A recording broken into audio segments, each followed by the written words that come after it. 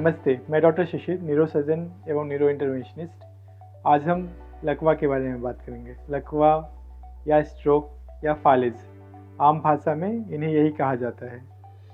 लकवा अधिकतर दिमाग को खून की सप्लाई कम होने से होती है। अगर दिमाग को खून की सप्लाई करने वाले ब्लड वेसल्स यानी रक्त वाहिकाओं में ब्लॉकेज हो जाए तो लकवा हो सकता है, और अगर यह नस फट जाए तो भी लकवा हो सकता है।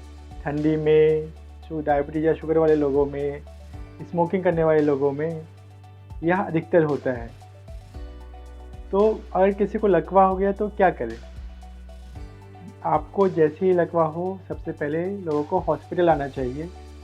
जितनी जल्दी आप हॉस्पिटल आएंगे उतनी जल्दी आपका इलाज सही शुरू होगा और उतना आपकी रिकवरी होगी।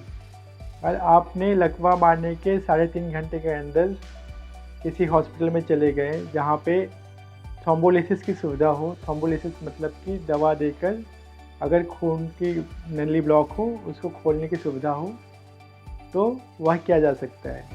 और आप 0 से 6 घंटे के अंदर हॉस्पिटल में आ गए तो दूसरी सुविधा होती है थ्रोम्बेक्टमी, जिसमें कि हम तार के द्वारा जाकर जो भी रक्तवाहिका बंद है उनको खोल देते हैं।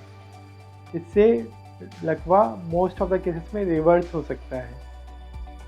अगर पेशेंट 6 घंटे के बाद आ रहे हैं हॉस्पिटल, तो आज की डेट में 6 से लेकर 24 घंटे तक, या फिर कहिए तो 8 से लेकर 24 घंटे तक एक्सटेंडेड थ्रोम्बेक्टमी पीरियड होता है। मतलब कि आप उसमें भी कुछ लोगों में चुनकर थ्रोम्बेक्टमी कर सकते हो। थ्रोम्बेक्टमी प्रोसीजर में हम थाई के रास्ते दिल से होते हुए दिमाग तक जाते हैं कुछ पाइप्स के थ्रू, एंड उसके थ्रू फिर हम दिमाग का स्कैन करते हैं। उसमें हमें जहाँ ब्लॉकेज दिखता है, जहाँ पे क्लॉट होता है, उन क्लॉट को हम निकाल देते हैं। उसको करने के बाद फिर पेशेंट आईसीयू में रहता है। आईसीयू में 1 दिन या 2 दिन रहते हैं, उनके बाद फिर उनको वार्ड में शिफ्ट कर देते हैं। अगर थ्रोम्बेक्टमी प्रोसीजर सफलतापूर्वक हो जाता है तो पेशेंट की रिकवरी काफ़ी ज़्यादा होती है। कुछ पेशेंट्स का नेक्स्ट डे ही लकवा ख़त्म हो जाता है, या फिर कुछ पेशेंट्स 3 महीने बाद बिल्कुल नॉर्मल जैसे हो जाते हैं।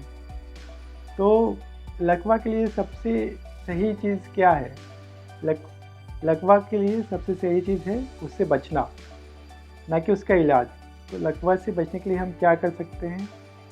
लकवा से बचने के लिए कुछ चीज़ें हैं जो मॉडिफाइबल फैक्टर होते हैं, जिन्हें हम कर सकते हैं। जो सबसे ऊपर मैं रखना चाहूँगा वह है स्मोकिंग नहीं करना। स्मोकिंग करने से यंग बच्चों में, ओल्ड लोगों में, सब में लकवा हो रहा है। आजकल 25 से 30 साल के लोग आ रहे हैं जो स्मोक कर रहे हैं। उनके जब हम ब्लड वेसल्स की जांचें करते तो पूरे ब्लड वेसल्स ब्लॉक मिलते हैं, तो उन्हें भी लकवा हो रहा है। बड़ी उम्र में तो और यह संकट बढ़ जाता है। और आपको शुगर है तो शुगर कंट्रोल में रखिए। हाई फाइबर खाना खाइए जिससे कि आपका कोलेस्ट्रॉल कंट्रोल में रहे, और दिन में नियमित 20 मिनट तक एक्सरसाइज या वॉक करिए ताकि आपको लकवे की संभावना कम हो। धन्यवाद।